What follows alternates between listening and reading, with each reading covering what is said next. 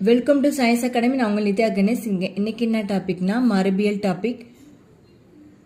டிஎன்பிஎஸ்ல கேட்கப்பட்ட கொஸ்டின் பாருங்க. டிஎன்ஏவை 2 இலைகளாக பிரிப்பதில் ஈடுபடும் நொதி யாது? ஆன்சர் வந்து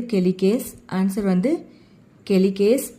பாருங்க 10th ஸ்டாண்டர்ட் புக்கில் பேஜ் நம்பர் 266 இருக்கு.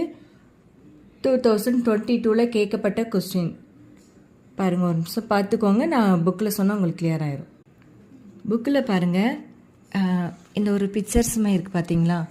இதில் கெலிகேஸ்னு ஒரு இது இருக்குது பார்த்தீங்க, க்ரீன் கலரில். ஸோ இது வந்து என்ன பண்ணுதுன்னா 2 பகுதியாக 2ஆக பிரிக்குது. இந்த கெலிகேஸ் வந்து என்ன பண்ணுது, 2ஆக பிரியுது. ஸோ அது பாருங்கள், அதுதான் இது சொல்கிறாங்க.